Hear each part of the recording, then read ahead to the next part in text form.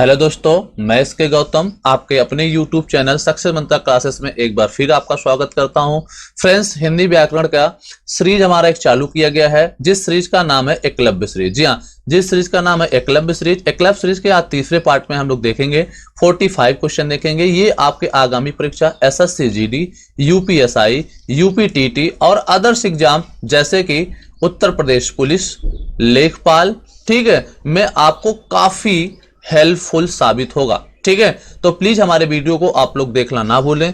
यदि वीडियो आपको अच्छी लगेगी तो वीडियो को लाइक करें, सब्सक्राइब करें और अपने मित्रों में शेयर करें। आप वीडियो तो देख लेते हैं मित्र, लेकिन आप उसे लाइक नहीं करते हैं, तो प्लीज लाइक जरूर करें वीडियो को अगर आपको अच्छा लगता है। चलिए बढ़ते हैं, आज के पहले क्वेश्चन को देखते हैं। पहला क्वेश्चन कहना क्या चाह रहा है, उसे पढ़कर जवाब देंगे। ठीक है, तो देखिए क्वेश्चन क्या कह रहा है, उसे ध्यान से देख लेते हैं। निर्देश, निम्न गद्यांश को पढ़कर निम्नलिखित प्रश्नों का उत्तर देना है। प्रश्न कितने होंगे, 1 से लेकर 4 तक, यानी कि 4 प्रश्न है और ये आपको नीचे एक गद्यांश दिया गया बड़ा सा, और इस गद्यांश को पढ़कर, ठीक है, इन 4 प्रश्नों के उत्तर आपको देने हैं। तो गद्यांश को पढ़ते हैं। क्या लिखा है गद्यांश में? गद्यांश यहां से आपका चालू होता है।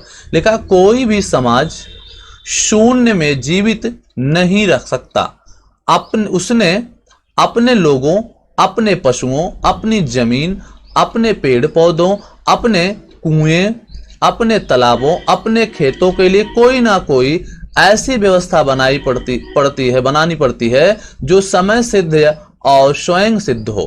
काल के किसी खंड विशेष में समाज के सभी सदस्यों के साथ मिलजुल कर जो व्यवस्था बनती है, उसे फिर सभी सदस्य मिलजुल कर पाल पोस कर बड़ा करते हैं और मजबूत बनाते हैं। अपने ऊपर खुद लगाया हुआ यह अनुशासन एक पीढ़ी से दूसरी पीढ़ी में जाता है। यह आपका एक गद्यांश दिया गया मित्र। इस गद्यांश को हमने पढ़ लिया है। आप जवाब देंगे क्वेश्चन का। पहला क्वेश्चन देखेंगे। पहला क्वेश्चन कह क्या रहा है, प्यारा सा क्वेश्चन, पहला क्वेश्चन आपके सामने है स्क्रीन बोर्ड पर। देखिएगा क्वेश्चन कह क्या रहा है। लिखा है, जीवित का विलोम क्या होगा? तो जीवित मतलब जीवित रहना। ठीक है, तो जीवित का विलोम होगा मृत्यु। ऑप्शन नंबर डी आपका सही हो जाएगा। ऑप्शन नंबर डी आपका बिल्कुल सही हो जाएगा। ध्यान रखना, किसका पूछा गया था? तो जीवित का विलोम पूछा गया, तो जीवित का विलोम क्या होगा? मृत्यु हो जाएगा। दूसरा क्वेश्चन देखेंगे। दूसरा क्वेश्चन क्या करा, कौन सा शब्द में प्रत्यय नहीं है? कौन शब्द में प्रत्यय नहीं? ऑप्शन पहला दिया है लोगों, ऑप्शन दूसरा दिया गया पशुओं, ऑप्शन तीसरा दिया गया है सदस्यों, ऑप्शन चौथा दिया गया पीढ़ी। तो यहां पर देखो, लोगों में ओ प्रत्यय है, पशुओं में ओ प्रत्यय है, सदस्यों में ओ प्रत्यय है, लेकिन पीढ़ी में कोई प्रत्यय नहीं है। इसलिए जो हमारा जवाब बन जाएगा, हमारा आंसर बन जाएगा, वो आंसर मित्र आपका बनने वाला है कौन सा? D option. ठीक है, पीढ़ी होगा। चलिए तीसरे क्वेश्चन देखते हैं। लिखा, मिलजुल समाज का विग्रह। यहां तक लिखा मिलजुल समास का विग्रह करना, यानी मिलजुल शब्द आपको दिया है, इसमें सामासिक विग्रह क्या होगा? ऑप्शन पहला देखते हैं। लिखा है मिल से जुल, ऑप्शन दूसरा है मिल और जुल, ऑप्शन तीसरा है मेल जोल, ऑप्शन चौथा है नानाब्दी अर्थात कोई नहीं। इनमें से कोई नहीं से हम नानाब्दीज पढ़ते हैं। तो यहां पर आंसर हमारा क्या होगा? मिल और जुल। मित्र, अगर मिलजुल में आपसे पूछा जाए कि समास कौन सा होगा, तो याद रखना यहां पर आपका होगा द्वंद्व समास। ठीक है, द्वंद्व समास के बारे में थोड़ा और जान लीजिए। जिसके दोनों पद प्रधान हो, दोनों पद प्रधान होंगे, वह आपका क्या कहलाएगा? द्वंद्व समास कहलाएगा। चलिए बढ़ते हैं अगले क्वेश्चन की तरफ। इसी सीरीज मतलब जो आपका गद्यांश है, इसी गद्यांश का 5वां क्वेश्चन यहां पर दिया गया है, देख लीजिएगा स्क्रीन बोर्ड पर है, बहुत बढ़िया क्वेश्चन है। लिखा है, निम्न में अव्यय आपको बताना है। ठीक है, निम्न में अव्यय आपको बताना है। ठीक है, ऑप्शन पहला दिया गया समाज, ऑप्शन दूसरा दिया गया खंड, ऑप्शन तीसरा दिया गया एक, ऑप्शन चौथा दिया गया व्यवस्था। तो मित्र यहां पर जो हमारा आंसर बनेगा वो बनेगा एक। एक आपका जो है अव्यय होता है, जैसे प्रत्येक है, ठीक है, एक का एक है, ये आपका क्या कहलाएगा? या एक है, ये आपका कहलाएगा एक अव्यय कहलाएगा। चलिए बढ़ते हैं 5वें क्वेश्चन तरफ। 5वां क्वेश्चन आपके स्क्रीन बोर्ड पर आ चुका है, बहुत बढ़िया क्वेश्चन है। यहां से हमें जवाब देना है कि क्वेश्चन का आंसर क्या बनने वाला है। लिखा है, श्रुति लेख में किस कौशल का अधिक विकास होता है? इस चीज को समझिए, श्रुति लेख में किस कौशल का अधिक विकास होता है? तो श्रुति मतलब होता है सुनना, ठीक है, और लेख मीन्स लेखन। तो ऑप्शन देख लेते हैं। पहला ऑप्शन दिया श्रवण लेखन, दूसरा दिया वाचन श्रवण, तीसरा दिया है श्रवण और वाचन, चौथा दिया है लेखन और वाचन। तो यहां पर आंसर हमारा बन जाएगा ए ऑप्शन।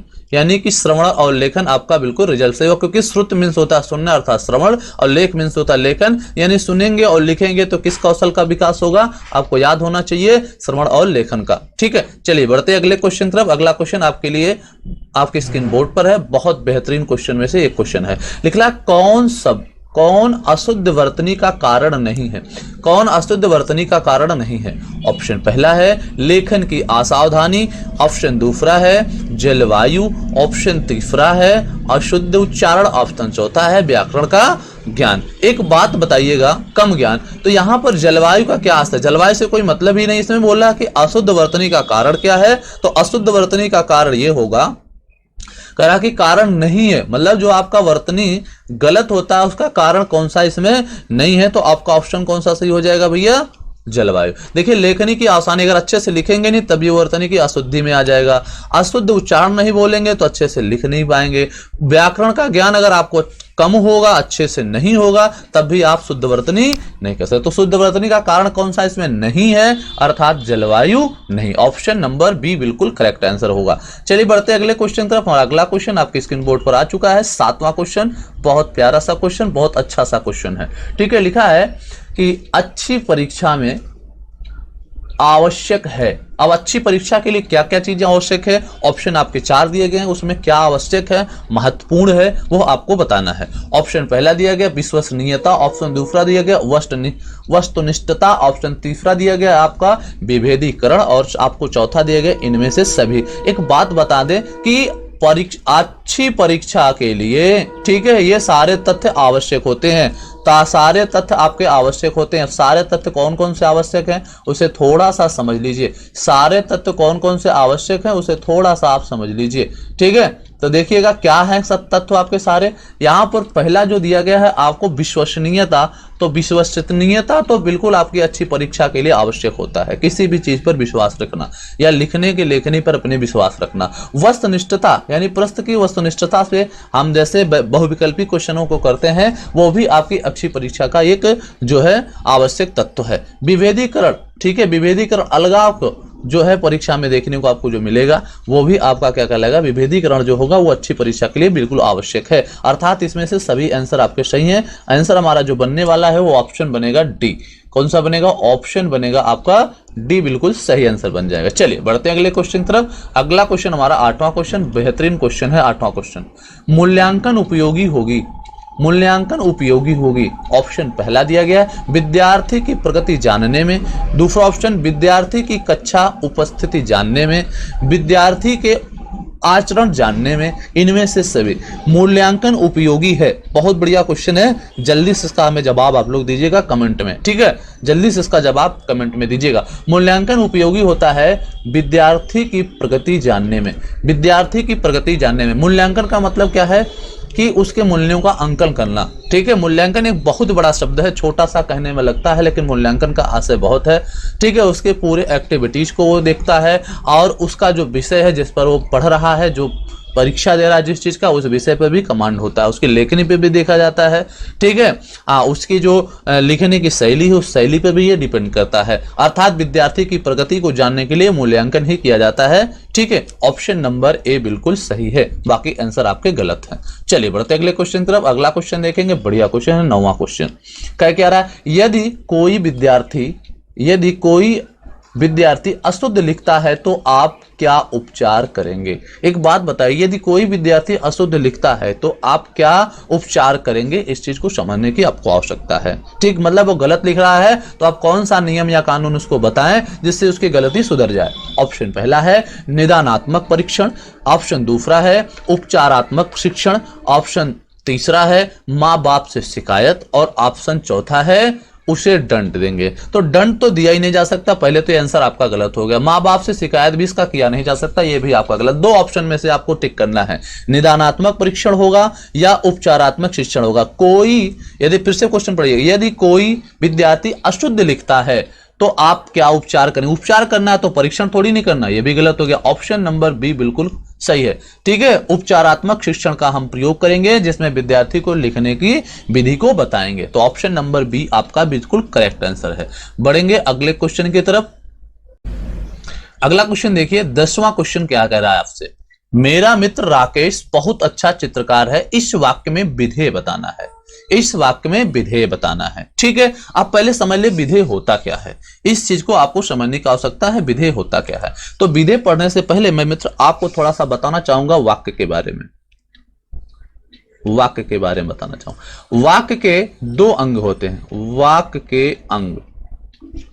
अब वाक्य के अंग क्या क्या है? एक होता है आपका उद्देश्य, एक होता है विधेय। ध्यान रखिएगा, एक होता है हमारा उद्देश्य, दूसरा हमारा होता है विधेय। इस चीज को आपको समझने की आवश्यकता है। ये उद्देश्य और विधेय का आशय यहां आखिर क्या है ना? उद्देश्य और विधेय का यहां आशय क्या है? उद्देश्य का मतलब होता है सब्जेक्ट, उद्देश्य का आशय क्या है? सब्जेक्ट है। विधेय का होता है प्रेडिकेट,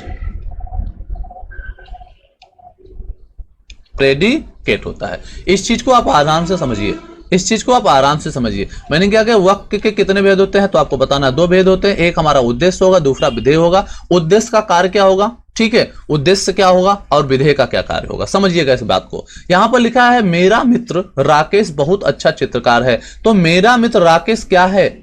मेरा मित्र राकेश क्या है? एक उद्देश्य है। क्या है? एक आपका उद्देश्य है। इसी उद्देश्य को हम कर्ता भी कहते हैं, इसी उद्देश्य को हम कर्ता भी कह सकते हैं। ठीक है, और ये जो प्रेडिकेट है इसे हम कर्म के रूप में भी जान सकते हैं। इस प्रेडिकेट को अर्थात विधेय को हम किसके रूप में? कर्म के रूप में भी जान सकते हैं। इस चीज को समझने की कोशिश थोड़ा करिएगा। तो देखिएगा, मेरा मित्र क्या है? एक उद्देश्य है। ठीक है, अब मेरे मित्र का उद्देश्य क्या है? जो कर्ता होगा वो उद्देश्य विषयक होगा। ठीक है, और जो कर्म होगा वो आपका विधेय विषयक होगा। तो यहां पर बहुत अच्छा जो है वो आपका क्या हो जाएगा? बहुत अच्छा चित्रकार है वो आपका हो जाएगा विधेय। ऑप्शन देख लेते हैं कहां पर है ये छिपा हुआ, वो आंसर लगाएंगे। मेरा मित्र पहला ऑप्शन, दूसरा बी ऑप्शन में चित्रकार, तीसरे ऑप्शन में बहुत अच्छा चित्रकार है, चौथे ऑप्शन में आपको दिया गया है बहुत अच्छा। तो यहां पर हमने अभी आपको बताया है कि बहुत अच्छा चित्रकार ये आपका क्या कहलाएगा भैया? विधेय कहलाएगा। फिर से समझ लीजिए, वाक्य के दो अंग होते हैं, वाक्य के दो अंग होते हैं, उद्देश्य विधेय। उद्देश्य विधेय, उद्देश्य को हम इंग्लिश में सब्जेक्ट के नाम से जानते हैं और विधेय को प्रेडिकेट के नाम से जानते हैं। और इस उद्देश्य को हम कर्ता भी कह सकते हैं और विधेय को कर्म भी कह सकते हैं। ठीक है, तो जो उद्देश्य होगा, उद्देश्य का ही उद्देश्य जो है, उद्देश्य विषयक जो वर्क होगा उसको पूरा करने का कार्य विधेय करेगा। तो यहां पर हमारा आंसर बन जाएगा कौन सा? C option is the correct answer आपका बनेगा। चलिए बढ़ते हैं 11वें क्वेश्चन तरफ। 11वां क्वेश्चन आपके लिए लॉलीपॉप क्वेश्चन, बहुत क्वेश्चन अच्छा है। लिखा सलमा घर जाती है, बहुत बढ़िया क्वेश्चन। सलमा घर जाती है वाक्य है, ऑप्शन पहला है सरल वाक्य, ऑप्शन दूसरा है निषेधात्मक वाक्य, ऑप्शन तीसरा अज्ञार्थक वाक्य, ऑप्शन चौथा है आपका इच्छा वाक्य। तो यहां पर सलमा घर जाती है तो यह आपका बन जाएगा सरल वाक्य, इसमें दो राय नहीं। ऑप्शन नंबर ए बिल्कुल करेक्ट है। चलिए बढ़ते हैं अगले क्वेश्चन की तरफ। 12वें क्वेश्चन को देखते हैं, प्यारा सा क्वेश्चन 12वां है।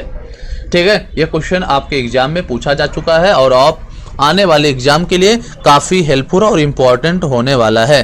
ठीक है, तो देखिएगा क्वेश्चन को। लंका का राजा रावण बहुत विद्वान था। लंका का राजा रावण बहुत विद्वान था।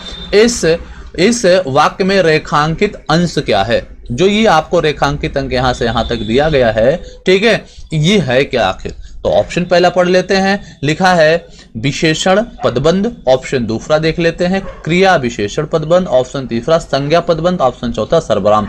तो लंका का राजा रावण यह आपका है संज्ञा पदबंध। क्या कहलाएगा आपका? संज्ञा पदबंध। यानी ऑप्शन आपका कौन सा सही होगा? सी आंसर बिल्कुल सही हो जाएगा। चलिए बढ़ते अगले क्वेश्चन तरफ। अगला क्वेश्चन देखेंगे 13वां क्वेश्चन, प्यारा सा क्वेश्चन 13वां है, आपके स्क्रीन बोर्ड पर है और आपके एग्जाम के लिए काफी इंपॉर्टेंट क्वेश्चन है। पारा उतरना मुहावरा आपको लिखा गया है। ठीक है, पारा उतरना मुहावरे का अर्थ आपको बताना है। पहला है तापमान कम होना, दूसरा है क्रोध कम होना, तीसरा आपको दिया गया है बुखार उतरना, चौथा आपको दिया गया है सर्दी पड़ना। तो यहां पर करा पारा उतरने का मतलब होता है क्रोध कम हो जाना। ऑप्शन नंबर बी बिल्कुल सही है। बढ़ेंगे अगले क्वेश्चन की तरफ। अगला क्वेश्चन हमारा 14वां क्वेश्चन, देखिए कह क्या रहा है। ये भी क्वेश्चन आपके इंपॉर्टेंट है। लिखा है आंखें फेर लेना। अब देखो ये भी मुहावरा है। आंखें फेर लेना क्या शब्द है? लेना आता मुहावरे के अंत में, इस चीज से हम पहचान सकते हैं मुहावरा है या लोकोक्ति है। कभी कभी धोखा खा जाते हैं, बट ध्यान देना जहां पर अगर लास्ट में ना प्रत्यय लगा होगा वो हमेशा मुहावरा होगा। लिखा है आंखें फेर लेना का अर्थ आपको बताना। ऑप्शन पहला दिया गया है, दूसरी तरफ देखना, ऑप्शन दूसरा दिया गया, किसी और को पहचानना, ऑप्शन तीसरा दिया गया, उदासीन होना, और ऑप्शन चौथा दिया गया नाराज हो जाना। तो यहाँ पर आंसर हमारा बोलना जाएगा आपका भैया उदासीन हो जाना। ठीक है, उदासीन हो जाना, आंखें फेर लेना। चलिए बढ़ते अगले क्वेश्चन तरफ। अगला क्वेश्चन हमारा जो है आपके स्क्रीन बोर्ड पर है 16वां क्वेश्चन। ठीक है, सॉरी एक क्वेश्चन इसमें मिस हो गया, 15वां क्वेश्चन में भूल गया गलती से टाइप करना, तो 16वां क्वेश्चन को देखेंगे। ठीक है, तो यहाँ पर लिखा है भाषा है। क्या पूछा गया आपसे? भाषा है। ऑप्शन पहला क्या दिया गया भैया? अर्जित संपत्ति। ऑप्शन दूसरा क्या दिया गया? उत्तराधिकार में प्राप्ति संपत्ति। ऑप्शन तीसरा क्या दिया गया? ईश्वर प्रदत्त संपत्ति। ऑप्शन चौथा क्या दिया गया है? सहजात योग्यता। तो एक ध्यान रखिएगा, ये हमारी अर्जित संपत्ति होती है, ये तीनों संपत्ति हमारी नहीं होती है। तो ऑप्शन हमारा कौन सा सही होने वाला है? A option is the correct answer बनेगा। चलिए बढ़ते अगले क्वेश्चन तरफ। अगला क्वेश्चन हमारा 17वां क्वेश्चन आपके स्क्रीन बोर्ड पर है। बढ़िया क्वेश्चन है, इसे आपको आराम से देखना है और आराम से इसे करना है, गलती नहीं करनी है। इंपॉर्टेंट क्वेश्चन में से एक क्वेश्चन ये आपका है। लिखा भाषा शिक्षण में बहुमुखी प्रयास का अभिप्राय क्या होगा? बहुमुखी प्रयास का अभिप्राय क्या होगा? ठीक है, तो ऑप्शन पहला देखते हैं। ऑप्शन पहला क्या करा? आगमन विधि का प्रयोग, दूसरा तकनीकी का प्रयोग, और तीसरा है सभी विषयों के शिक्षण में भाषा पर बल, और चौथा है अनेक अध्यापकों द्वारा भाषा का शिक्षण। बहुत बढ़िया क्वेश्चन है। तो यहाँ पर एक बात समझ लीजिए, बहुमुखी प्रयास तभी हो सकता है शिक्षण में जब सभी विषयों के शिक्षण में भाषा पर बल दिया जाए। ऑप्शन नंबर सी एकदम करेक्ट आंसर हो जाएगा। चलिए बढ़ते अगले क्वेश्चन तरफ। 18वां क्वेश्चन देखेंगे। बढ़िया क्वेश्चन है 18वां क्वेश्चन आपके लिए स्क्रीन बोर्ड पर। लिखा है कौन वर्ण औष्ठ नहीं है? ठीक है, तो आप ध्यान रखिए, पहला औष्ठ नहीं का मतलब है कि जिसमें औष्ठ का प्रयोग ना हो।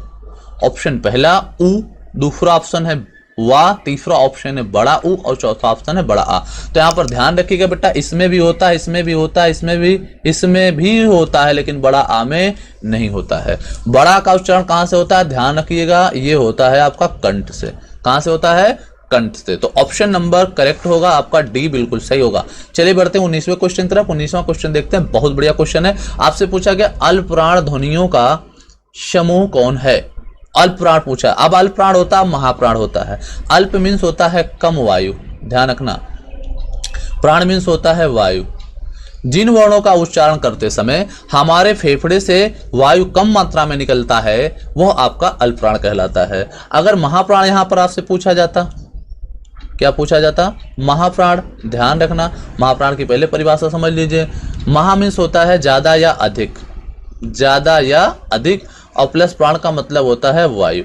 यानी कि जिन वर्णों का उच्चारण करते समय हमारे फेफड़ों से अधिक वायु निकले, ठीक है, वो आपका क्या कहलाता है? महाप्राण कहलाता है। अब यहाँ पे आपसे पूछा क्या गया? अल्प प्राण ध्वनियां कौन सी हैं? अब अल्प प्राण को हम कैसे समझ पाएंगे? तो अल्प प्राण भैया होता है, इसका फार्मूला है 135। इसका फार्मूला 135, यानी कि व्यंजन में जो हमारे वर्ग होते हैं, इस वर्गों की संख्या कितनी होती है? 5। एक वर्ग में कितने वर्ण होते हैं? 5 वर्ण। टोटल वर्णों की संख्या कितनी होती है वर्ग में? तो 25 होती है। इस बात को आपको ध्यान रखना है। तो ठीक है, वर्ग में, एक वर्ग में 5 वर्ण होते हैं। उस पांचों वर्ण में जो पहला वर्ण, तीसरा वर्ण और पंचम वर्ण होता है, यह आपका कहलाता है अल्पप्राण। क्या कहलाता है ये आपका? अल्पप्राण। ध्यान से, पहला वर्ण, तीसरा वर्ण और पांचवा वर्ण क्या कहलाएगा? आपका अल्पप्राण कहलाएगा। चलिए अब यहां पर देख लेते हैं कि इसमें अल्पप्राण कहां पर दिया गया है, ऑप्शन इसमें कहां है। तो पहला ऑप्शन पढ़ लेते हैं, आराम से देखते हैं। पहला ऑप्शन पढ़ते हैं फिर देखते हैं। पहला ऑप्शन में दिया का खा गा, दूसरा ऑप्शन में दिया गया चा जा या, और तीसरा ऑप्शन दिया गया ता था ना, और चौथा ऑप्शन दिया गया टा ठा ना। तो एक बात बताओ, ये वर्ग का है, अक्षर सारे वर्ग के हैं, तो ये पहला हो जाएगा। अब देखो, चा के बाद छा, छा के बाद जा, यानी कि ये तीसरा हो जाएगा, ये पंचम हो जाएगा। हमारा आंसर कहाँ छिपा हुआ था? बी में। आंसर हमारा जो बनेगा वो कौन सा बनेगा? तो याद रखिएगा, बी आंसर हमारा बिल्कुल करेक्ट हो जाएगा। चा और या, चा जा और या, पहला, तीसरा और पांचवा, अर्थात याद रखिए 135। चलिए बढ़ते अगले क्वेश्चन की तरफ। अगला क्वेश्चन देखेंगे, बहुत बढ़िया क्वेश्चन है, आपके स्क्रीन बोर्ड पर है। देखिए 20वां क्वेश्चन क्या रहा है? शुद्ध शब्द है। शुद्ध शब्द आपसे पूछा गया। ऑप्शन पहला देखिए अनाधिकार, ऑप्शन दूसरा है विच्छिन्न, ऑप्शन तीसरा है आशीर्वाद ऑप्शन चौथा है कार्यक्रम। तो मैं यहाँ पर जो आंसर बनेगा वो है हमारा कार्यक्रम। कार्यक्रम आपका शुद्ध लिखा गया है और बाकी आपकी गलती। आशीर्वाद को हम सही कैसे लिखेंगे इसे समझ लेते हैं। आशीर्वाद को कैसे लिखेंगे इसे हम थोड़ा समझ लेते हैं, ठीक है। सारे शब्द को, ये हो गया आपका आशीर्वाद, ये आपका शुद्धिकरण की दृष्टि से सही माना जाता है, ठीक है। आशीर्वाद ये जो हमने लिखा है ये शुद्धिकरण की दृष्टि से आपका आशीर्वाद सही माना जाएगा। ओके, चलिए अगला देख लेते हैं। इसमें अनाधिकार को हम कैसे शुद्ध करेंगे इसे भी देख लेते हैं। तो एक अनाधिकार को मैं लिख देना चाहूंगा थोड़ा सा आगे बढ़ाकर, तो ये होगा अनधिकार होगा। इसमें इरर कहाँ है, यहाँ मात्रा का इरर है, ठीक है। तो अनधिकार होता है, अनाधिकार नहीं होता। शुद्धिकरण की दृष्टि से ये ठीक है, ठीक है। यहाँ पर लिखा है विच्छिन्न या छत्री वाला छा होता है, ये नहीं होगा, ये होगा आपका, ठीक है। तो इसलिए यहाँ पर आंसर हमारा क्या बनने वाला है, डी ऑप्शन। चलिए बढ़ते अगले क्वेश्चन की तरफ। अगला क्वेश्चन आपके स्क्रीन बोर्ड पर बढ़िया क्वेश्चन में से एक क्वेश्चन है। आपको ये बताना है कि इसमें आपको बताना है महा प्लस उदय दिया गया, इसका संधि अगर हम मिलाकर बनाएं तो कौन से संधि का शब्द होगा। तो महा प्लस उदय अगर मिलाएंगे तो बन जाएगा हमारा क्या, बन जाएगा हमारा क्या, बढ़िया क्वेश्चन है। महा प्लस उदय को अगर आपस में हम मिलाते हैं तो क्या होगा, महोदय हो जाएगा। लेकिन इसको समझ लेते हैं कैसे महोदय होगा। तो बेटा यहां पर देखिए आ का मात्रा है मतलब बड़ा आ और प्लस उ, बड़ा उ। ध्यान रखना कि बड़ा आ में अगर हम बड़ा उ को जोड़ेंगे तो बनेगा क्या, ये ओ, और ओ की मात्रा होती है, और यही मात्रा तो यहाँ पर लगाएंगे जब हम जोड़ेंगे इन दोनों को। तो option number A is the correct answer, यानी 21 का महा प्लस उदय का जो शब्द बनेगा संधि का वो बनेगा आपका महोदय। चलिए बढ़ते अगले क्वेश्चन पर। अगला क्वेश्चन बढ़िया क्वेश्चन मैंने ले रखा है आपके लिए, बेहतरीन क्वेश्चन 22वां नंबर, और ये बहुत ही इंपॉर्टेंट क्वेश्चन है, आपके एग्जाम में कई बार पूछा जा चुका। लिखा है सद्भावना का संधि विच्छेद क्या होगा। सद्भावना का संधि विच्छेद क्या होगा इसे आपको बताना है। ऑप्शन पहला देखेंगे, लिखा सद प्लस भावना। ऑप्शन दूसरा लिखा है सद प्लस सा प्लस दभावना, और यहाँ पर सी ऑप्शन में लिखा गया। तीसरा ऑप्शन लिखा गया सद प्लस भावना, और चौथा ऑप्शन है सत प्लस भावना। तो यहाँ पर आंसर हमारा जो बनेगा मित्र वो बनेगा डी। इसे समझते हैं होता कैसे है। ये हमारा अगर संधि पूछा जाए कौन सा है तो ये हमारा होता है व्यंजन संधि।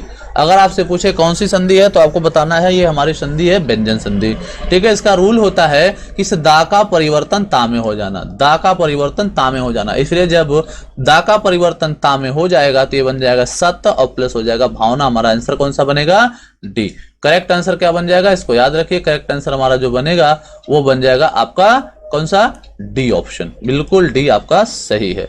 चलिए बढ़ते अगले क्वेश्चन की तरफ। अगला क्वेश्चन देखते हैं। अगला क्वेश्चन बहुत अच्छा क्वेश्चन है, 23वां नंबर का क्वेश्चन। लिखा है धरित्री का तद्भव आपको बताना है। धरित्री का तद्भव ऑप्शन पहला लिखा है धरती, ऑप्शन दूसरा लिखा है धरिता, ऑप्शन तीसरा लिखा है धरती, ऑप्शन चौथा है धरती। तो यहाँ पर ऑप्शन बी आपका करेक्ट होगा, धरती आंसर बिल्कुल सही है। 24वें नंबर में पहुंचेंगे। 24वें नंबर को क्वेश्चन को देखेंगे क्या कहना चाह रहा है क्वेश्चन 24वां। बहुत प्यारा सा क्वेश्चन है, आपके स्क्रीन बोर्ड पर देखिएगा। लिखा दो भिन्न भाषाओं के मेल से बने शब्द को हम क्या कहेंगे। तो ध्यान रखिए पहला ऑप्शन दिया गया तद्भव, दूसरा ऑप्शन देखेंगे लिखा देशज, और तीसरा ऑप्शन दिया गया विदेशज, और चौथा दिया गया संकर। तो दो भाषाओं के मेल से बने हुए शब्द को हम संकर शब्द कहते हैं। ऑप्शन नंबर डी आपका सही है। चलिए एक शब्द दो शब्द इसका मैं आपको बता देता हूं। जैसे मैंने लिखा रेलगाड़ी, इसे अलग करेंगे तो ये जो रेल है ये इंग्लिश शब्द है, अंग्रेजी भाषा का शब्द आपका रेल है, ठीक है। और प्लस गाड़ी जो हमारा है ये अंग्रेजी भाषा का रेल है, और गाड़ी जो है हिंदी भाषा का है, ठीक है। तो दो भाषाओं के मेल से बने हुए शब्द को हम क्या कहेंगे, तो ध्यान रखना दो भाषाओं के मेल से बने शब्द को हम हमेशा क्या कहेंगे, संकर शब्द कहेंगे। चलिए बढ़ते अगले क्वेश्चन की तरफ। अगला क्वेश्चन देखेंगे। अगला क्वेश्चन 25वां क्वेश्चन। 25वां क्वेश्चन करने से पहले हमारी आपसे छोटी सी एक विनती है, यदि हमारे YouTube चैनल पर आप नए हैं तो प्लीज हमारे चैनल को सब्सक्राइब करें, और अगर वीडियो आपको अच्छी लग रही हो तो लाइक करें, और सब्सक्राइब के साथ में बेल आइकन को भी प्रेस कर दें ताकि हमारी वीडियो की नोटिफिकेशन आप तक आसानी से पहुंचे। और आप कमेंट करके बताएंगे कि वीडियो आपको कैसा लगा। कमेंट भी आप जरूर करें। आप कमेंट करते हैं तो उसको हम जवाब देते हैं, कम से कम हमें ये पता है कि आपको क्या नहीं समझ में आ रहा, क्या समझ में आ रहा। तो प्लीज आपसे हमारी इतनी ही विनती है, यदि हमारे चैनल पर आप नए हो तो प्लीज सब्सक्राइब करें और चैनल को शेयर भी करें अपने मित्रों में, इसका लाभ उन्हें भी मिल जाए। चलिए बढ़ते हैं 25वें क्वेश्चन पर। 25वां क्वेश्चन कह रहा है कौन शब्द तद्भव है। तत्सम होता है, तत्सम शब्द होता है संस्कृत का शब्द, तद्भव होता है संस्कृत का बिगड़ा हुआ रूप। तो यहाँ पर पहला ऑप्शन देखते हैं, लिखा है रुच, दूसरा ऑप्शन लिखा है वृक्ष, तीसरा ऑप्शन लिखा है पल्लव, चौथा ऑप्शन लिखा है खजूर। अब एक बात समझ लीजिए, ये जो रुच है और ये जो वृक्ष है, ध्यान रखना, रुच और जो वृक्ष है ये एक दूसरे के समानार्थी या पर्यायवाची हैं। क्या है? पर्याय है। ये होता किसका पर्याय है? वृक्ष का होता है, रुक्ष भी होता है, वृक्ष भी होता है, पादप भी होता है। ध्यान समझ लीजिए, क्या होता है? पादप भी होता है। पल्लव, यहाँ पर जहां पर एक ही वर्ण की आवृत्ति दो बार हो जाए, एक बार आधा और एक बार पूरा, वो हमेशा तत्सम होता है। तो यहाँ पर ऑप्शन कौन सा सही होगा? तद्भव होगा आपका खजूर। क्या होगा? खजूर। ठीक है, खजूर का होता क्या? खरजूर होता है। रा, जा के ऊपर एक रा टंग जाएगा, ये तत्सम हो जाएगा। और अगर यही रा यहाँ से क्या हो जाए? हट जाए, तो आपका क्या कहलाएगा? तद्भव कहलाएगा। यानी कि हमारा जो आंसर बन जाएगा मित्र, वो आंसर क्या बनने वाला है? ध्यान रखिएगा, आंसर बनेगा आपका डी। बिल्कुल सही। चलिए पहुंचते हैं 26वें क्वेश्चन पर, देखते हैं ये क्या कह रहा है। हवा का पर्यायवाची शब्द नहीं, बहुत इंपॉर्टेंट। हम सबसे ज्यादा गलती नहीं को पढ़ने में करते हैं, तो प्लीज नहीं को जरूर पढ़ा करिए। नहीं कह रहा कि हाँ पूछा जा रहा है, इसमें हम गलती ज्यादा कर देते हैं, तो इस चीज को हमें समझकर पढ़ना है। वायु है ऑप्शन पहला वायु, ऑप्शन दूसरा बयार, ऑप्शन तीसरा समीर, ऑप्शन चौथा ध्वज। तो यहाँ पर जो आंसर बनेगा वो बनेगा आपका ध्वज। डी ऑप्शन बिल्कुल करेक्ट है, क्योंकि यही आपका हवा का पर्यायवाची नहीं है। बयार भी होता है, वायु भी होता है, समीर भी होता है। बढ़ेंगे अगले क्वेश्चन की तरफ। अगला क्वेश्चन हमारा है 27वां क्वेश्चन। बढ़िया क्वेश्चन है। 27वां क्वेश्चन को हम देखेंगे। 27वां क्वेश्चन कह क्या रहा है, इसे आराम से पढ़ेंगे और क्वेश्चन को सॉल्व करेंगे। लिखा है स्वाधीन। स्वाधीन का विलोम क्या होने वाला? बहुत इंपॉर्टेंट क्वेश्चन में से एक है ये। स्वाधीन का आपको विलोम बताना है। ठीक है, अगला पहला इसको ऑप्शन दिया है गुलाम, दूसरा ऑप्शन दिया अधीन, तीसरा ऑप्शन दिया पराधीन और चौथा ऑप्शन दिया है परतंत्र। एक बात को पहले समझ लीजिए, स्वाधीन का मतलब होता है किसी के अधीन काम करना, किसी का गुलाम होना। ठीक है, तो गुलाम तो होगा नहीं, अधीन होगा नहीं, परतंत्र होगा नहीं, तो यहां पर क्या होगा? पराधीन। ठीक है, पराधीन, जो किसी के अधीन ना हो। ऑप्शन नंबर सी बिल्कुल सही होगा। चलिए बढ़ते हैं अगले क्वेश्चन की तरफ। 28वां क्वेश्चन देखिए क्या कहना चाह रहा है आपसे। 28वां क्वेश्चन आपसे क्या कहना चाह रहा है, इसे देखेंगे और इस क्वेश्चन को हम सॉल्व करेंगे, आराम से सॉल्व करेंगे, कोई समस्या नहीं। भक्ति का अर्थ आपको बताना है कि नहीं है। इनमें आपको चार ऑप्शन दिए गए। पहला ऑप्शन सेवा, दूसरा ऑप्शन पूजा, तीसरा ऑप्शन श्रद्धा, चौथा ऑप्शन कविता। तो यहाँ पर भक्ति का मतलब, भक्ति का अर्थ कविता नहीं होता, बाकी सारा होता है। इस चीज का पूजा भी होता है, सेवा भी होता है, श्रद्धा भी होता है, अर्चन भी होता है, वंदना भी होता है, परंतु कविता नहीं होता है। इसलिए हमारा जो यहाँ आंसर बन जाएगा भैया, वो आंसर क्या बनेगा आपका? याद रखना, आंसर बनेगा इसमें डी। चलिए बढ़ते अगले क्वेश्चन की तरफ। अगला क्वेश्चन आपका है 29वां क्वेश्चन। प्यारा सा क्वेश्चन है, आपके लिए काफी इंपॉर्टेंट क्वेश्चन। एसएससी जीडी और यूपीएसआई और यूपीटीटी विशेष तौर पर ध्यान दें। ठीक है, इस क्वेश्चन को कभी ना भूलें, इस क्वेश्चन को बिल्कुल रट्टा मान लीजिए, काफी इंपॉर्टेंट क्वेश्चन है ये। इस चीज को समझ लीजिए। क्या कह रहा है, किस समूह में सभी प्रश्नवाचक हैं? किस समूह में सभी सर्वनाम प्रश्नवाचक हैं? अगर आपको बात हम करें मित्र, तो प्रश्नवाचक के बारे में बात किया गया है। पहले तो सर्वनाम अगर बात करें तो सर्वनाम का असर क्या है, तो आप समझते हैं कि जो हमारा ये संज्ञा पद होता है, इस संज्ञा के स्थान पर प्रयोग होने वाले शब्द को हम सर्वनाम शब्द कहते हैं, है ना। संज्ञा के स्थान पर प्रयोग होने वाले शब्द को हम सर्वनाम शब्द कहते हैं। अगर हम बात करें कि सर्वनाम शब्द के कितने भेद होते हैं, जी हाँ, सर्वनाम शब्द के कितने भेद होते हैं, अगर हम आपसे ये बात करें कि सर्वनाम के भेद कितने होते हैं, तो पहला क्या होगा हमारा, आप बताएंगे सर पुरुषवाचक सर्वनाम होता है। दूसरा अगर हम आपसे पूछें तो कहेंगे सर निश्चयवाचक सर्वनाम होता है। तीसरा आपसे पूछे तो कहेंगे सर अनिश्चयवाचक सर्वनाम होता है। चौथा आपसे पूछा जाए तो आप कहेंगे सर संबंधवाचक सर्वनाम होता है। पांचवा आपसे अगर हम पूछे तो कहेंगे आप सर प्रश्नवाचक होता है। अगर आपसे हम छठवां पूछे तो आप कहेंगे सर निजवाचक होता है। अर्थात आपसे अगर प्रश्न सर्वनाम के बारे में पूछा जाए, सर्वनाम के भेद के बारे में पूछा जाए, तो आप आराम से आंसर बता सकते हैं सर्वनाम के कितने भेद हैं। पहला है पुरुषवाचक, निश्चयवाचक, अनिश्चयवाचक, संबंधवाचक और प्रश्नवाचक, और लास्ट का हमारा निजवाचक। अर्थात यहाँ पर 6 प्रकार के सर्वनाम होते हैं, ध्यान रखना इस बात को। तो आपसे पूछा कि उन्हीं 6 प्रकार में एक आता है आपका प्रश्नवाचक सर्वनाम। इसी प्रश्नवाचक सर्वनाम के बारे में पूछा है, इसे समझते हैं। पहला ऑप्शन देखते हैं। ए ऑप्शन में लिखा क्या, कौन, कौन, क्या, किसने, दूसरे ऑप्शन में लिखा है जो कोई वह, तीसरा में लिखा है जिनका जो जिनका, यहां पर लिखा डी ऑप्शन में जिन्होंने उन पर उनको। तो ध्यान रखना यहाँ प्रश्नवाचक पूछा है, कौन सा प्रश्न, जिसमें प्रश्न हो वो वाला आपको ढूंढना। तो प्रश्नवाचक आपको दिखाई दे रहा है ए ऑप्शन में, कौन क्या किसने। तो हमारा जो करेक्ट आंसर बनेगा वो आपका बन जाएगा कौन सा, ए। ध्यान रखना कौन सा बनेगा, ए बनेगा। चलिए बढ़ते अगले क्वेश्चन की तरफ। हमारा अगला क्वेश्चन अगर क्या कह रहा है उसे देखेंगे, ध्यान पूर्वक देखेंगे, गलती बिल्कुल नहीं करेंगे। सावधानी हटी तो यह मत मित्र आप समझ लीजिए कि सावधानी हटी तो दुर्घटना घटी। इस चीज को आप बिल्कुल ध्यान से समझ, सावधानी नहीं हटानी, हमको ध्यान आपके स्क्रीन बोर्ड पर ही लगाना है, ठीक है। और वीडियो को पूरा देखना है, पॉज भी नहीं करना है। जहां पर आपको ना समझ में आए आप कमेंट बॉक्स में कमेंट करेंगे, हम आपको उसका जवाब देंगे। लिखा है पुस्तक से कौन सा विशेषण बनेगा। विशेषण पूछा है, यानी कि विशेष से है, विशेष से आपको दिया गया है, आपको विशेषण बनाना। विशेष का मतलब संज्ञा दिया गया है आपको, और यहां से बनाना क्या है, विशेषण बनाना है, ठीक है। तो चलिए देखते हैं इस क्वेश्चन को हम कैसे लगाएंगे और पढ़ते हैं ऑप्शन को। पहला ऑप्शन क्या दिया है उसे ध्यान से पढ़ें। पहला ऑप्शन आपको दिखाई दे रहा है आपके स्क्रीन बोर्ड पर, पुस्तकालय, दूसरा पुस्तकें, तीसरा पुस्तकी और चौथा है पुस्तकों। तो यहाँ पर जो हमारा रिजल्ट बनेगा, हमारा जो आंसर बनेगा वो बनेगा आपका सी, पुस्तकीय बनेगा आपका विशेषण, पुस्तकीय बनेगा आपका विशेषण और पुस्तक बनेगा आपका विशेष अर्थात संज्ञा।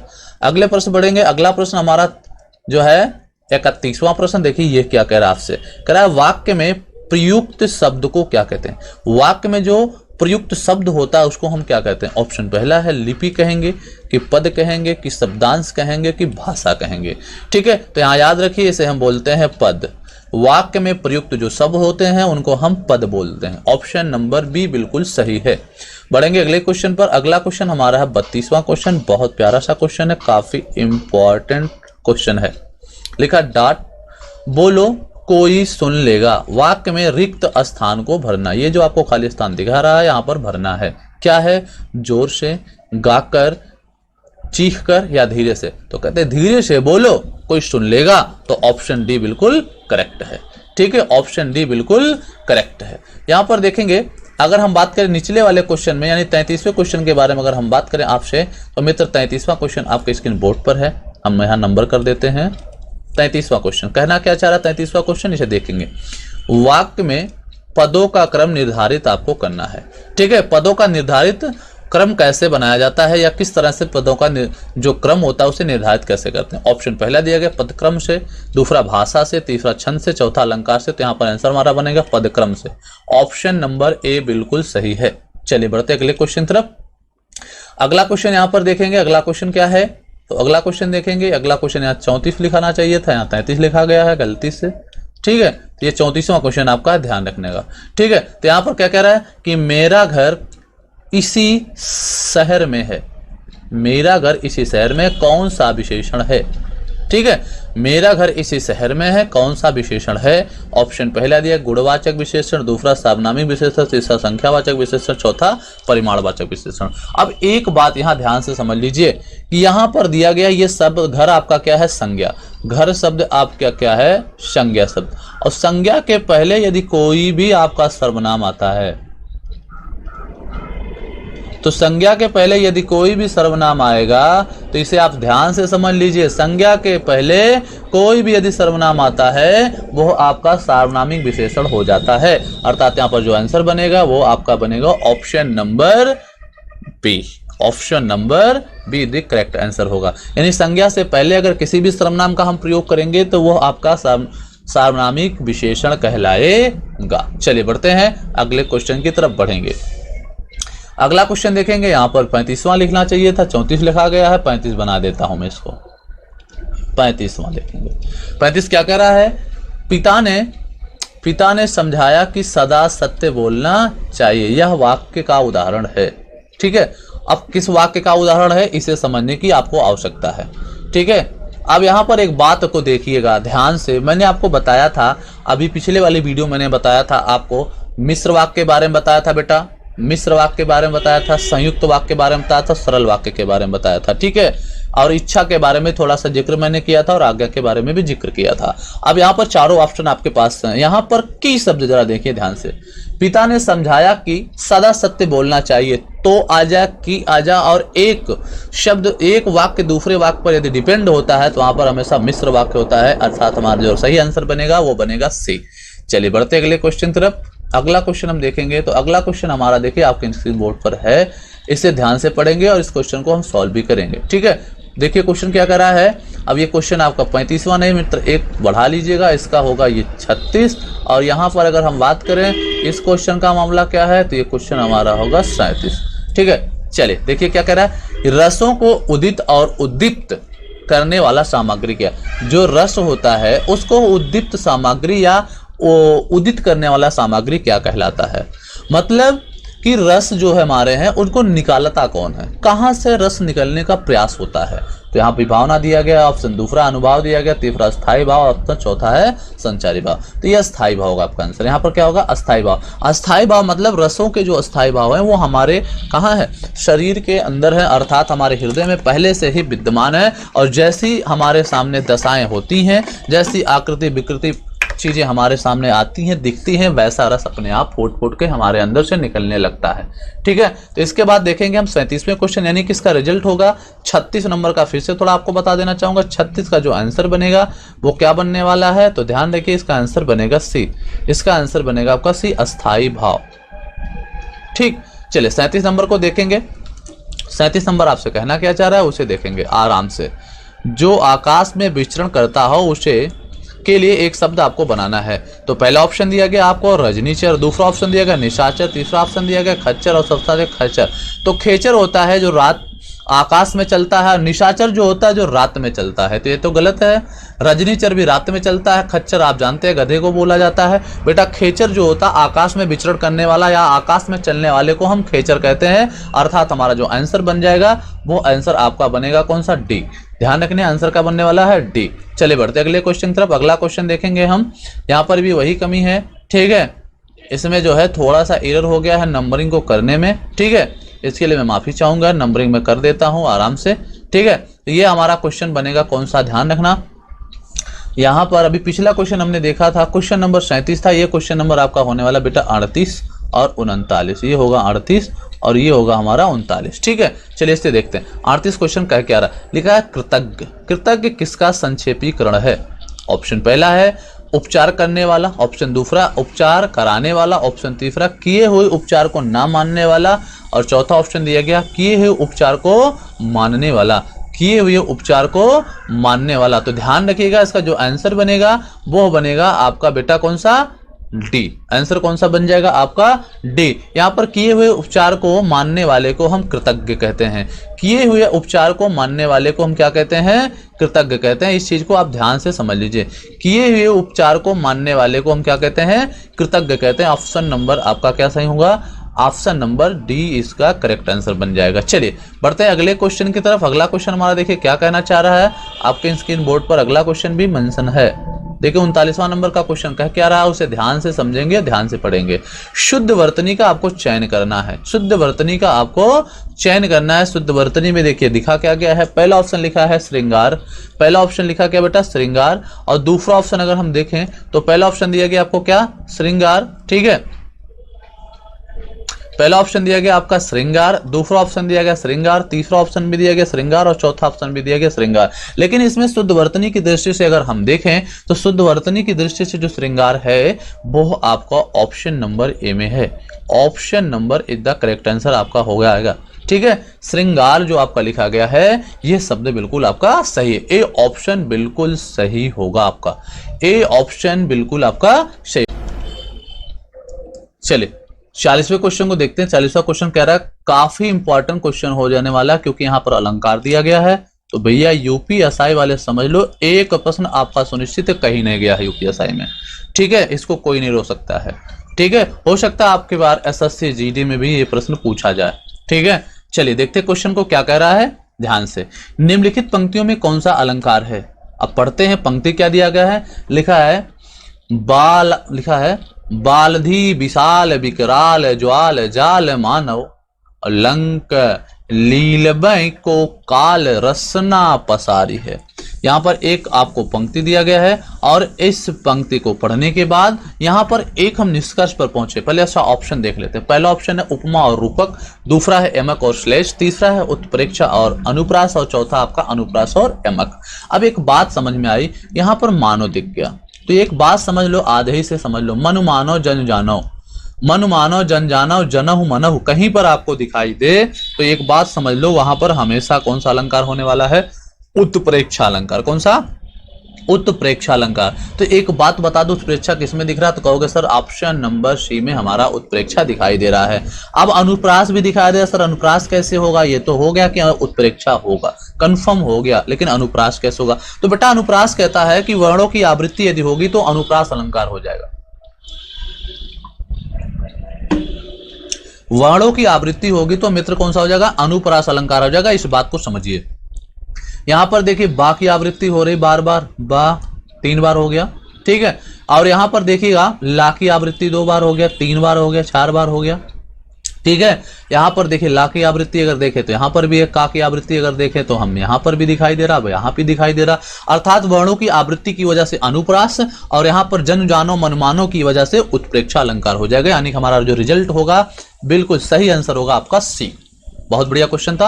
अगला क्वेश्चन देखेंगे, 41वां क्वेश्चन, काफी इंपॉर्टेंट क्वेश्चन में से एक है, काफी इंपॉर्टेंट क्वेश्चन में से एक। 41वें क्वेश्चन को पढ़ेंगे। लिखा मनः प्लस बल, ये कई बार आपके एग्जाम में आ चुका है। मनः प्लस बल में कौन सी संधि होगी? नाम पूछा जा चुका है। तो मित्र अगर नाम पूछा जाए आपसे कि मनः प्लस बल में कौन सी संधि बनेगी, तो संधि का जो नाम होगा वो होगा आपका विसर्ग। क्या होगा? आपका विसर्ग, ठीक है। ये ध्यान से समझिए, एक क्वेश्चन संबंधित एक क्वेश्चन आता है तो मैं सारे ऑप्शन को बताता हूं, आपका सारे क्वेश्चन तैयार हो जाते हैं। तो ध्यान रखिएगा, अगर आपको वीडियो अच्छी लग रही हो तो प्लीज वीडियो को लाइक करें, सब्सक्राइब करें चैनल को और एक दूसरे को भेजें ताकि इस वीडियो का लाभ दूसरों तक पहुंच पाए और आप अच्छे अच्छे कमेंट्स वो भेजिए ताकि हमें लगे कि हाँ हम कुछ बेहतर करने की कोशिश कर रहे हैं। तो बेटा यहाँ पर 41वां नंबर का क्वेश्चन देखेंगे, मनः प्लस बल, मनः प्लस बल का संधि आपको बताना है। तो ध्यान रखिए विसर्ग संधि हो जाएगा तो बनेगा क्या? ये मनोबल, यानी ऑप्शन नंबर सी आपका सही हो जाएगा। मनोबल आपका जो है वो आंसर है, मनोबल, ध्यान रखना। चलिए 42वें क्वेश्चन तरफ बढ़ते हैं। हंसना क्रिया है, ध्यान रखना। एसएससी जीडी और यूपीएसआई, यूपीटीटी, ध्यान रखें, इस एग्जाम में जरूर पूछा जाएगा। इस एग्जाम में क्रिया से संबंधित एक प्रश्न जरूर पूछा जाएगा। इस बात को आप अभी से नोट कर लीजिए, गांठ बांध लीजिए, जरूर पूछा जाने वाला है, ठीक है। लिखा क्या? हंसाना क्रिया है, तो लिखा सकर्मक क्रिया क्या है कि अकर्मक क्रिया है कि प्रेरणार्थक क्रिया है या संयुक्त क्रिया है? तो प्रेरणार्थक क्रिया होता हमारा हंसाना, ठीक है। हम कहते हैं राम ने मोहन को हंसाना शुरू किया, तो हंसाना शुरू किया मतलब क्या हो गया? आपका प्रेरणार्थक क्रिया हो गया। प्रेरणा के माध्यम से वो हंस रहा है, एक व्यक्ति के माध्यम से दूसरा हंस रहा है। अब एक बात और समझ लिया, अगर केवल यहीं पर होता हंसना, आपसे पूछते हैं हम कि हंसना में सर कौन सी क्रिया है, तो आपका अकर्मक क्रिया हो जाता। हंसना में कौन सी क्रिया है? अकर्मक। रोना में कौन सी क्रिया होगा? तो अकर्मक क्रिया होगा। लेकिन अगर यहीं पर मैं बेटा आपसे कहूं पढ़ना कौन सी क्रिया है, तो सकर्मक क्रिया हो जाता। समझ लीजिए इस बात को ध्यान से। अगर मैं यहीं पर कहता कूदना, ठीक है, तो आपका अकर्मक क्रिया। चलना अकर्मक क्रिया, ठीक है। लिखना सकर्मक क्रिया। कौन सा? सकर्मक क्रिया। लिखना आपका सकर्मक क्रिया। तो यहां पर ओवरऑल हमने देखा कि यहां पर हमारा जो आंसर बनने वाला था वो आंसर बना क्या है, उस चीज को ध्यान से आप समझ लीजिए। आंसर यहां पर बना का प्रेरणार्थक क्रिया, ऑप्शन नंबर सी बिल्कुल सही जवाब होगा आपका। चलिए बढ़ते अगले क्वेश्चन की तरफ। अगला क्वेश्चन हमारा है 43वां क्वेश्चन, प्यारा सा क्वेश्चन 43वां। देखिए कह क्या रहा है 43वां, आपसे कुछ कहना चाह रहा है, ठीक है। इसका जवाब आपको कमेंट बॉक्स में भी देना है। लिखा प्रेम सागर किस प्रकार के समास का उदाहरण है? अब आपको समझ लेना, समास मोस्ट इंपॉर्टेंट टॉपिक है। एसएससी जीडी के लिए भी आपका मोस्ट इंपॉर्टेंट है, यूपीटीटी के लिए भी है और यूपीएसआई के लिए भी मोस्ट इंपॉर्टेंट है, तीनों चीजों के लिए, ठीक है। लिखा है पहला क्या? प्रेम सागर में आपसे पूछा गया समास क्या है बेटा? तो पहला दिया गया आपका बहुव्रीहि समास, दूसरा दिया गया तत्पुरुष समास, तीसरा दिया गया है आपका कर्मधारय समास, चौथा दिया गया है आपका द्विगु समास, ठीक है। तो आपको यहां बताना है कि कौन सा समास है, ठीक है। तो आपको बताना है कौन सा समास है। तो तो अगर आपसे हम बात करें कि सर समास इसमें आप बताइए, तो आप बताइए क्या समास बताते हैं। इसका कमेंट बॉक्स में आपको जवाब का मैं इंतजार करूंगा। तो प्लीज इस क्वेश्चन का जवाब आप कमेंट बॉक्स में देंगे। इस क्वेश्चन का जवाब आप किस में देंगे, आप ध्यान से समझिए। इसका जवाब आपको देना है, कहां पर देना है आपको, कमेंट बॉक्स में देना है। तो यहाँ पर अगर हम आंसर के बारे में बात करें तो कौन सा आंसर हमारा बन जाएगा, इसे आपको बताना है, ध्यान से इसे बताना है, गलती नहीं करनी है। ठीक है, ठीक। अब यहाँ पर चलिए समझ लेते हैं, बता ही देते हैं हम आपको कौन सा समास होने वाला है यहाँ पर। ठीक है, तो भैया यहाँ पर होगा आपका तत्पुरुष समास। कौन सा, तत्पुरुष समास। ठीक है, तत्पुरुष समास यानी प्रेम सागर में कौन सा समास होगा, तत्पुरुष समास होगा। ठीक है, अब एक बताओ, आगे बढ़ते हैं, चलो कोई बात नहीं। 44वां क्वेश्चन की तरफ बढ़ते हैं। 44वां क्वेश्चन आपके स्क्रीन बोर्ड पर, बढ़िया क्वेश्चन है 44वां, देखेंगे इसको। ठीक है, करा यथाशक्ति। यथाशक्ति में कौन सा समास, ये भी आपके लिए बहुत इंपॉर्टेंट है। ऑप्शन पहला अव्ययी भाव समास, दूसरा तत्पुरुष समास, तीसरा द्वंद्व समास और चौथा द्विगु समास। तो आपका जो रिजल्ट बनेगा मित्र वो बनेगा अव्ययी भाव समास। यथाशक्ति में अव्ययी भाव समास है, इसका रिजल्ट आप कमेंट बॉक्स में देंगे। ठीक है, आज इस सेशन का अब हम लास्ट क्वेश्चन लेने वाले हैं, 45वां क्वेश्चन, जो कि आपके स्क्रीन बोर्ड पर आ चुका है। 45वां क्वेश्चन ये आपके लिए काफी इंपॉर्टेंट क्वेश्चन है, इसका भी जवाब आपको कमेंट बॉक्स में देना है। ठीक है, और मैं तो खैर बता ही दूंगा, लेकिन आपको कमेंट बॉक्स में जवाब भेजना है। ठीक है, क्या है ऑप्शन, लिखा अनअवरोध, दूसरा है रोध, तीसरा है अवरोधहीन और चौथा है आपका अवरोधा। ठीक है, अनावरोध। आपको कल से मैं 5 क्वेश्चन, कितने क्वेश्चन, 5 क्वेश्चन मैं आपको दूंगा घर से करने के लिए। आप घर से करेंगे और कमेंट बॉक्स में उसका रिजल्ट भेजेंगे। ठीक है, तो क्या ऑप्शन दिया गया बेटा, अनवरोध, रोध और इसके बाद है अवरोधहीन और चौथा अनावरोध। किसका पूछा गया आपसे, अवरोध का विलोमार्थ पूछा गया है, अर्थात विपरीतार्थी शब्द आपसे पूछा गया है। तो ऑप्शन नंबर आपका सी बिल्कुल सही हो जाएगा। क्या हो जाएगा, अवरोधहीन। ठीक है, तो इस सेशन का हमारा लास्ट क्वेश्चन था। यदि हमारी वीडियो, फिर से मैं एक बार आपसे रिक्वेस्ट चाहूंगा, यदि आपको वीडियो अच्छी लग रही है तो प्लीज वीडियो को लाइक करें। ठीक है, और अपने मित्रों में शेयर करें। यदि हमारे यूट्यूब चैनल पर आप नए हो तो प्लीज हमारे चैनल को सब्सक्राइब करें, लाइक करें और अपने मित्रों में शेयर करें, ताकि उनको भी इस का लाभ मिल जाए। आप लोग चलाते होंगे फेसबुक चलाते होंगे आप, ठीक है, व्हाट्सएप चलाते होंगे, ट्विटर चलाते होंगे, ठीक है, टेलीग्राम ग्रुप चलाते होंगे, तो इन सारी चीजों पे आप इसको शेयर करें ताकि सबको लाभ मिल पाए। ठीक है, आप जब हमारा जो है लोगों तक वीडियो पहुंचेगा तो मैं और भी कोशिश करूंगा बेहतर करने का, और भी वीडियो आपको बराबर देता रहूंगा। हाँ, एक चीज और आपसे रिक्वेस्ट है, यदि हमारे टेलीग्राम चैनल से आप जुड़ना चाहते हैं, इसकी पीडीएफ लेना चाहते हैं, ठीक है, तो हमारे टेलीग्राम का नाम है success mantra classes. Success mantra classes को आप जो है सर्च करेंगे, कहां पर सर्च करेंगे, टेलीग्राम पर। आपको ब्लैक कलर का एक आइकन दिखाई देगा, ब्लैक कलर का आइकन दिखाई देगा, उसके अंदर लिखा होगा सक्सेस मंत्रा क्लासेस। ठीक है, और पीले कलर में भी साफ साफ मोटे से लिखा होगा success mantra classes by SK Gautam. ठीक है, उसको आप विजिट कर लीजिएगा, वहां पर इसका आपको पीडीएफ, जी हाँ, इसका पीडीएफ आपको वहां पर मिल जाएगा। ठीक है, तो मिलेंगे हम नेक्स्ट वीडियो में। हम अपने सीरीज के दूसरे पार्ट को लेकर आएंगे, अर्थात हमारा चौथा पार्ट होगा। ठीक है, एकलव्य सीरीज का चौथा पार्ट हम लोग देखेंगे कल की वीडियो में। चलिए, तब तक के लिए टाटा, बाय बाय।